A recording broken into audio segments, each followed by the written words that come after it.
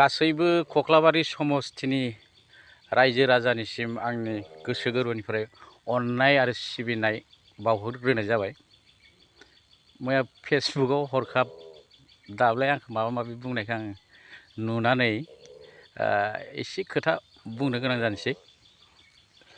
खोथाया जाहैबाय, आङो फैला बानायसो बायदि दाब्ला बायदि कुनु पलिटिकेल पार्टीनि लिडारबो नङा, वर्कारबो नङा, आरो आं दाब्ला बायदि ठिकादारबो नङा, आरो ठिकादार मावनोबो आं रोङा। दा थांनाय जेनेरेल इलेक्शनाव 2020 जोङो BPF खौ मरेल सापर्ट खालामदोंमोन। मानोना बे समाव बिनि आवगाय BPF सरकारानो 17 बोसोर खुंखाबायमोन नालाय सरकारखौ, BDC-खौ। बे हिसाबै देरहागोन साननानै जोङो BPF-खौ माने मरेल सापर्ट खालामदोंमोन। खाफाल गाज्रि, बे समाव UPPL-नो बिथांमोना जेनबाय आरो जोंबो सारेन्डार जानो गोनां जाहैबाय। दा खोथाया जाहैबाय, UPPL-आ दा सरकार दङ। सरकार दंब्ला सरकारासो समस्थिनि जौगानायफोरखौ मावगोन। आरो नै दा कक्लाबारियाव जा इलेक्शन जानो थांदों बे जाबाय बाइ इलेक्शन। आं एसे आवगायनो बुंखाबाय, सरकारा नै दा UPPL-नि। जुदि जोंनि समस्थिया दावगानांगौबा सरकारासो दावगाहोगोन। जिहेतु सरकारा UPPL आरो बे समस्थिया माने UPPL-निखा, नङा होमबा?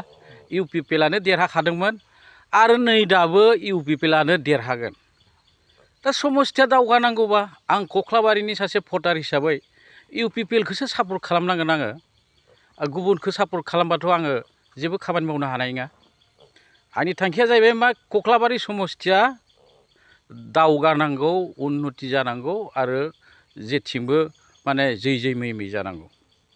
बे हिसाबैसो आङो माने UPPL-खौ मरेल सापर्ट खालामदों। आरो फेक्टर होननानै बुङोब्ला आंबो फेक्टर नङा, दाब्लायाबो फेक्टर नङा।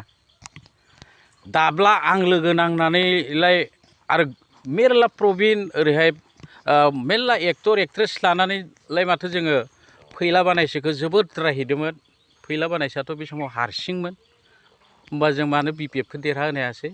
सरकार दानानै होबाय। बेखौथ' आं बुंलायना, रायजोफोरानो बुंनांगौ।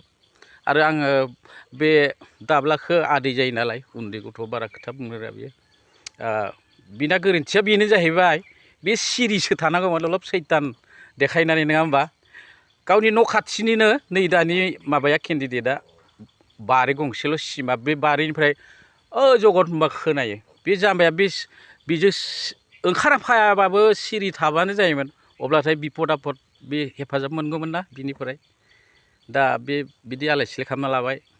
जायखिजाया आं बारा गोलाव बुंला, बेखिनिखौनो बुंनानै फोजोबथ'नाय जाबाय। उनफोराव गोनांथि जायोबा बुंगोन। आरो दा बिदि बाइक होबाय थानोबो सम गैया, जों खामानियाव गिदिंफैदो जेला खामानियाव गिदिंसै। आरो UPPL-आ सरकार नैबे कक्लाबारि UPPL-आ फिन देरहाफिनगोन, बियो UPPL-निखा होनबाय आं दहायनो। थ' बिदिब्ला रायजोफोर, हारिमुनि बेलायाव नोंथांमोननि सायाव दानि सोलिबाय थानाय UPPL सरकारा माबाफोर नोंथांमोननो फोसावदों नामा? बेफोरखौ बे मोजां खौरां। जोंनि नैबे फाइनेन्सियेल इयाराव BTC-नि मोनब्रै जिल्लायाव गंब्रै मिनि सिनेमा हल लुनानै होसिगोन। मोनब्रै जिल्लायाव गंब्रै सिनेमा हल बेखौ लुग्रोसिगोन बे बोसोराव।